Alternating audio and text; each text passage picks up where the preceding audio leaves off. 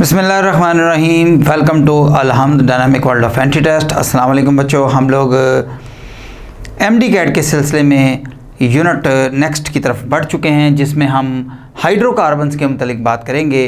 बेटा, हमारी जो टेक्स्ट बुक है यानी जो टेक्सचुअल वर्ड्स हैं उसमें हाइड्रोकार्बन्स बहुत वसी और अरीज़ चैप्टर्स हैं, दोनों चैप्टर नंबर 8 और चैप्टर नंबर 9। लेकिन यहाँ पर हम यूएचएस कोर्स आउटलाइन को सामने रखते हुए हाइड्रोकार्बन्स को डिस्कस करेंगे इंशाल्लाह अज़ीज़। तो हाइड्रोकार्बन्स में जो अल्केन वाला पोर्शन है उसमें दो टॉपिक को जिक्र किया गया है। एक है कंबस्शन ऑफ अल्केन्स और दूसरा है mechanism of free radical substitution reactions in alkanes. तो इन्हीं दो बातों का आज की वीडियो में हम जिक्र करेंगे। तो शुरू करते हैं जी, कंबस्शन ऑफ अल्केन्स। बेटा, alkane is a very good source of energy. हम घरों में गैस को इस्तेमाल कर रहे हैं, अगर हम नेचुरल गैस को इस्तेमाल कर रहे हैं जिसको हम आमतौर पर सुई गैस भी बोलते हैं, तो तब भी हम हीट एनर्जी के लिए इस्तेमाल कर रहे हैं। अगर उसके बजाय हम सिलेंडर वाली गैस यानी एलपीजी लिक्विफाइड पेट्रोलियम गैस यानी प्रोपेन और ब्यूटेन को यूज़ कर रहे हैं, तब भी हम अल्केन को ही यूज़ कर रहे हैं। और अगर हम मोटरसाइकिल या गाड़ी में इस्तेमाल कर रहे हैं पेट्रोल, तो उसमें गैसोलीन का एक बड़ा पोर्शन मौजूद है जिसमें ज़्यादा हिस्सा अल्केन्स का ही है और उसको भी जलाया जा रहा है। तो combustion reaction is actually the burning reaction in which oxygen is the oxidant, oxidizing agent यानी कि, और अल्केन को वहाँ पर इस्तेमाल किया जाएगा। अगर कंप्लीट कंबस्टन हो रही है तो उसकी पहचान क्या है? The products are carbon dioxide and water and enormous amount of heat energy is produced in case of alkanes. तो कार्बन डाइऑक्साइड और वाटर का निकलना इस बात की अक्कासी करता है कि वहाँ पर कंप्लीट कंबस्टन हो रही है। जैसे कि मीथेन की अगर कंप्लीट कंबस्टन की जाए तो 2 मोल ऑक्सीजन इस्तेमाल होते हैं पर मोल ऑफ द मीथेन, और कार्बन डाइऑक्साइड और वाटर वेपर्स बनते हैं। क्योंकि टेम्परेचर बहुत ज़्यादा होता है इसलिए वाटर के लिक्विड में बनने का इम्कान नहीं है, वाटर वेपर्स की शक्ल में बनेगा। और क्योंकि टेम्परेचर बहुत ज़्यादा है इसलिए फ्लेम भी डेवलप होता है। और 891 किलो जूल पर मोल एनर्जी रिलीज़ हो रही है। एनॉर्मस अमाउंट है, 891 किलो जूल पर मोल। पर मोल का मतलब है कि अगर मीथेन का हमारे पास सिर्फ 16 ग्राम है, ठीक है, उस 16 ग्राम मीथेन में से ही 891 किलो जूल एनर्जी रिलीज़ हो रही है, जो कि ज़ाहिर बात है हम घरों में कुकिंग के लिए इस्तेमाल करते हैं, हीटिंग के लिए इस्तेमाल करते हैं, लुमिनेशन के लिए इस्तेमाल करते हैं, और उसके अलावा हम सीएनजी के तौर पर गाड़ियों को चलाने के लिए इस्तेमाल करते हैं, और बहुत सारी और जगहों पर इस्तेमाल किया जाता है। कंप्लीट कंबस्टन के साथ इनकम्प्लीट कंबस्टन का जिक्र ना किया जाए तो ये ज़्यादती होगी। तो बेटा, मीथेन को अगर हम ऑक्सीजन से रिएक्ट कराएं सच दैट कि मीथेन को ऑक्सीजन की सप्लाई जो है उसको थोड़ा रिड्यूस कर दिया जाए। जैसे कि आमतौर पर घरों में होता है कि जो हम बाज़ार से स्टोव लेकर आते हैं तो इनिशियली वो बिल्कुल साफ़ होता है, उसके नोज़ल्स वोज़ल अच्छी तरह से काम कर रहे होते हैं और कंप्लीट ऑक्सीजन वो टेकअप कर रहा होता है। तो पहले महीने या आप कह लें कि first year of its working वो ब्लू फ्लेम दे रहा होता है, क्योंकि कंप्लीट कंबस्टन का मतलब है ब्लू फ्लेम, जो कि हवा की नाइट्रोजन की वजह से डेवलप होता है। लेकिन आहिस्ता आहिस्ता उन नोज़ल्स में कुछ ना कुछ इम्प्योरिटीज़ डिपॉजिट होना शुरू होती हैं, स्केल्स डिपॉजिट होना शुरू होते हैं, जिसकी वजह से ऑक्सीजन की इनटेक पूरी नहीं होती। अब ऑक्सीजन की इनटेक पूरी नहीं होती तो आपने देखा वो फ्लेम येलो, ऑरेंज रेड इस किस्म के शक्लें वो इख्तियार कर लेता है। तो इसका मतलब है कि वहाँ पर इनकम्प्लीट कंबस्टन हो रही है। इनकम्प्लीट कंबस्टन में कार्बन डाइऑक्साइड के बजाय कार्बन मोनोऑक्साइड बनेगी, वाटर वेपर्स उस तरह ही बनेंगे, लेकिन इसके साथ एक और बड़ी चीज़ बनेगी जो कि है कार्बन ब्लैक। अगर घरों की बात की जाए आमतौर पर तो हमें घरों में जो हम मुख्तलिफ़ किस्म की पतीलियाँ इस्तेमाल कर रहे हैं तो उसके नीचे वाला हिस्सा जो डायरेक्ट फ्लेम के साथ इन कांटेक्ट है उसके ब्लैक होने का मकसद यही है कि वहाँ पर कार्बन ब्लैक डिपॉजिट हो रहा है, जो मीथेन की इनकम्प्लीट कंबस्टन से या उसके साथ और जो हाइड्रोकार्बन आ रहे हैं उनकी इनकम्प्लीट कंबस्टन से वजूद में आ रहा है। अब ऐसा लगता है बच्चे आमतौर पर ये समझते हैं कि सर आप यहाँ पर इसके नीचे लिमिटेड लिख रहे हैं, यहाँ पर 4 मोल्स हैं, यहाँ पर 2 मोल्स हैं, ये कैसे लिमिटेड हो गया? तो बच्चे ध्यान से देखें कि 1 mole of methane requires 2 moles of the oxygen for the complete combustion. In this case 1 mole of the methane requires 4/3 moles, यानी कम मोल्स हैं, ठीक है।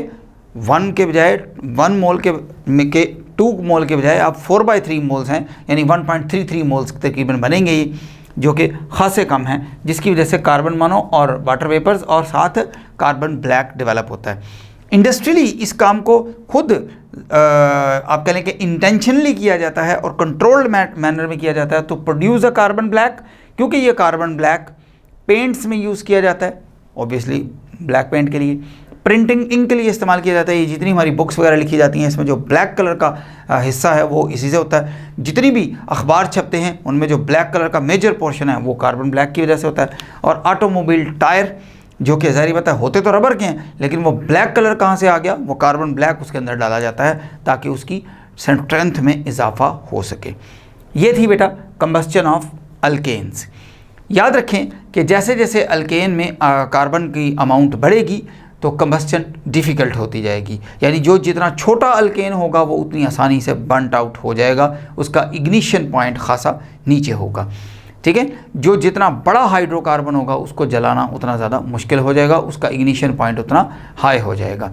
इसलिए आपने देखा कि जो CNG है या आप कह लें कि घरों में जो गैस आ रही है उसको जलाना बहुत आसान है, उसके मुकाबले में LPG थोड़ी दिक्कत से जलती है। उसके मुकाबले में अगर आप पेट्रोल की बात करें तो वो और दिक्कत से जलता है, जबकि केरोसिन ऑयल और डीजल ऑयल का तो आपको पता ही है वो भी हाइड्रोकार्बन ही हैं, वो भी अल्केन्स ही हैं, लेकिन उनको खासा मुश्किल हो जाता है जलाना। तो ये था बेटा combustion. Let's talk about the next topic called as mechanism of free radical substitution reactions in alkanes। तो बेटा हमारे सिलेबस में अल्केन्स के सब्स्टिट्यूशन रिएक्शंस में फ्री रेडिकल मैकेनिज्म में सिर्फ एक ही रिएक्शंस का जिक्र किया गया और वो है हेलोजिनेशन। हेलोजिनेशन के हवाले से आपने ये बात याद रखनी है, whatever the organic compound में भी the order of rate of reaction या rate of reactivity of halogens remains this. Fluorine react faster than chlorine, react faster than bromine, react faster than iodine. यहाँ पर ये बात याद रहे कि ये फ्री रेडिकल मैकेनिज्म से चलते हैं। फ्लोरीन का रिएक्शन अल्केन्स के साथ इतना ज़्यादा अग्रेसिव, वायलेंट, फास्ट होता है कि ये इवन डार्क में भी हो जाता है and gives always a mixture of fluorinated products.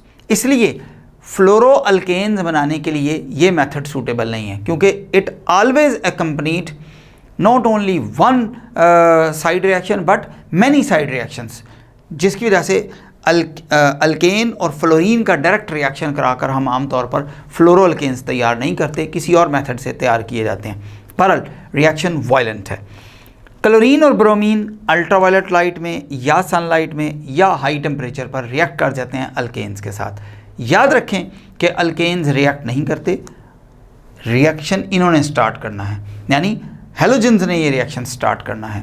तो इसलिए जो एनर्जी हेलोजेंस के मालिक्यूल को ब्रेक करके हेलोजन एटम में रिक्वायर होगी उसी पर रिएक्शन स्टार्ट हो जाएगा, क्योंकि मीथेन ने तो रिएक्ट करना नहीं है। अब देखें उसके बाद आयोडीन है। आयोडीन बहुत ही ज़्यादा टेम्परेचर रिक्वायर करती है to break into iodine atoms, क्योंकि आयोडीन सॉलिड है, पहले उसको मेल्ट करना पड़ेगा, फिर वो वेपर्स में कन्वर्ट होगा, फिर एटम में कन्वर्ट होगा, एक लंबी एनर्जी चाहिए और फिर जाके रिएक्शन आगे स्टार्ट होगा। इवन देन आयोडीन जब रिएक्ट करता है अल्केन्स के साथ तो आयोडो अल्केन्स बनते हैं और उसके साथ हाइड्रोजन आयोडाइड बनता है। हाइड्रोजन आयोडाइड बड़ा स्ट्रॉन्ग रिड्यूसिंग एजेंट है, वो वापस आयोडो अल्केन के साथ रिएक्ट करता है और वापस नॉर्मल अल्केन बना देता है और आयोडीन बन जाती है। यानी रिएक्शन ना सिर्फ बहुत स्लो है, requires a very high elevated temperature and also the reaction is reversible in nature. इसलिए आमतौर पर क्लोरीनेशन या ब्रोमिनेशन की जाती है, फिर बाद में सब्स्टिट्यूट करके आयोडीनेशन या फ्लोरीनेशन की जाती है। तो अब हम बात करेंगे बेटा क्लोरीनेशन ऑफ मीथेन की, जो हमारी किताब में डिटेल में डिस्कस किया गया। ये 3 स्टेप में बेटा मुकम्मल होता है। सबसे पहले क्लोरीन को अल्ट्रावायलेट लाइट की मदद से ब्रेक किया जाता है। ये जो H का सिंबल यूज़ किया गया है, ये H सिंबल इस्तेमाल किया जाता है बेटा रेडियंट एनर्जी के लिए। It is used for the radiant energy, यानी रेडिएशन एनर्जी होती है उसके लिए। तो रेडियंट एनर्जी इस क्लोरीन मालिक्यूल के ऊपर डाली जाती है जो अल्ट्रावायलेट रीजन में है। तो क्लोरीन मालिक्यूल ब्रेक डाउन होकर क्लोरीन फ्री रेडिकल्स में कन्वर्ट होता है। क्लोरीन डॉट का मतलब है क्लोरीन फ्री रेडिकल। याद रहे जब भी फ्री रेडिकल्स डेवलप हों तो इस किस्म के फिशन रिएक्शन को होमोलिटिक फिशन कहा जाता है। जब सोडियम क्लोराइड ब्रेक होता है तो सोडियम आयन और क्लोराइड आयन बनते हैं, तो वो हेट्रोलिटिक फिशन है, ये होमोलिटिक फिशन है। अब होमोलिटिक फिशन में पहला स्टेप हो गया, इसको इनिशिएशन स्टेप कहा जाएगा। इसी के लिए लाइट एनर्जी की रिक्वायरमेंट है, बाकी रिएक्शंस के लिए लाइट एनर्जी की रिक्वायरमेंट नहीं है। प्रोपेगेशन स्टेप में क्या होगा कि ये जो क्लोरीन फ्री रेडिकल है which is very reactive one, ये मीथेन के एक हाइड्रोजन को स्ट्राइक करेगा और मीथेन में कार्बन और हाइड्रोजन का बॉन्ड यहाँ से ब्रेक होगा। इस लाइन का मतलब है 2 इलेक्ट्रॉन्स, ये दोनों इलेक्ट्रॉन अपनी अपनी डेस्टिनेशन पर चले जाएंगे, यानी कार्बन का इलेक्ट्रॉन कार्बन के पास और हाइड्रोजन का इलेक्ट्रॉन हाइड्रोजन के पास। ये हाइड्रोजन क्लोरीन से मिलकर हाइड्रोजन क्लोराइड बनाएगा और यहाँ पर मेथल फ्री रेडिकल डेवलप हो जाएगा। यानी ये पहला प्रोपेगेशन स्टेप का पहला स्टेप है। अब ये देखें, प्रोपेगेशन स्टेप कहेंगे किसको? अगर फ्री रेडिकल से फ्री रेडिकल डेवलप हो रहा है तो उसको कहा जाएगा प्रोपेगेशन स्टेप। न्यूक्लियोफाइल जनरेट कर रहा है, इलेक्ट्रोफाइल प्रोड्यूस कर रहा है, कैटाइन प्रोड्यूस कर रहा है, एनाइन प्रोड्यूस कर रहा है, तो इस किस्म के स्टेप्स को प्रोपेगेशन स्टेप का नाम दिया जाता है। अब ये देखें, ये पहले क्लोरीन फ्री रेडिकल था, अब ये मेथल फ्री रेडिकल है। इसका मतलब है फ्री रेडिकल से फ्री रेडिकल जनरेट हो रहा है, प्रोपेगेशन स्टेप। ये जो मेथल फ्री रेडिकल है, अब ये क्लोरीन मॉलिक्यूल से रिएक्ट करेगा। बहुत सारे क्लोरीन मॉलिक्यूल वहाँ पर मौजूद हैं जिन्होंने अभी तक होमोलिटिक फिशन में हिस्सा नहीं लिया, यानी उसके ऊपर फोटोन ऑफ द लाइट नहीं स्ट्राइक कर सका, तो क्लोरीन मॉलिक्यूल अभी मौजूद है। तो ये chlorine molecule methyl free radical से टकरा गया और क्लोरोमीथेन बन गया और यहाँ पर क्लोरीन फ्री रेडिकल फिर जनरेट हो गया। अब आप देख सकते हैं क्लोरीन फ्री रेडिकल फिर जनरेट हो गया, उसने फिर वही तबाही फैलानी है और ये रिएक्शन आगे चलता रहेगा। टर्मिनेशन स्टेप में बाय चांस और क्योंकि ये काम इंडस्ट्रियल स्केल पर हम खुद करते हैं, तो हम केमिकल इंजीनियरिंग की मदद से डिज़ाइन इस तरह बनाते हैं कि in the end methyl free radical chlorine free radical से मिलकर मिथाइल क्लोराइड या आप कह लें क्लोरोमीथेन बना देगा। क्लोरोमीथेन यहाँ भी बन रही है, यहाँ पर भी क्लोरोमीथेन बनेगी और रिएक्शन टर्मिनेट हो जाएगा। लेकिन अब आप देख सकते हैं कि इस मेथल क्लोराइड में, या इसको आप क्लोरोमीथेन कह लें, इसके पास अभी भी 3 हाइड्रोजन मौजूद हैं। तो ये भी तो हो सकता है कि यहाँ पर प्रोड्यूस होने वाला, रादर आई शुड से, यहाँ पर प्रोड्यूस होने वाला क्लोरीन फ्री रेडिकल वो इस मीथेन के मॉलिक्यूल को ना टकराए बल्कि बने हुए क्लोरोमीथेन के मॉलिक्यूल को टकरा जाए। अगर वो क्लोरोमीथेन के मॉलिक्यूल को टकरा गया तो रिएक्शन फिर आगे प्रोसीड हो जाएगा और इसको हम एक्स्ट्रा या आप कह लें कि फर्दर क्लोरीनेशन कहेंगे और ये एक्सटेंट ऑफ हैलोजिनेशन की हेडिंग के नीचे आता है। तो देखें ये कैसे होगा कि अब ये देखें यहाँ पर ये क्लोरीन फ्री रेडिकल जो इस स्टेप में जनरेट हुआ है ये मेथल क्लोराइड से मिल रहा है और CH2Cl डॉट प्रोड्यूस कर रहा है, यानी एक फ्री रेडिकल प्रोड्यूस कर रहा है और साथ HCl बन रहा है। ये जो फ्री रेडिकल है अब ये क्लोरीन मॉलिक्यूल को मिलता है और डाइक्लोरोमीथेन बनाता है और क्लोरीन फ्री रेडिकल बनता है। इस तरह क्योंकि अब भी इसके पास 2 हाइड्रोजन है, रिएक्शन एक स्टेप और जाता है और आखिर में सारी हाइड्रोजन रिप्लेस होने के बाद हमारे पास क्या आ जाता है बेटा? Carbon tetrachloride. यानी जब हम मीथेन को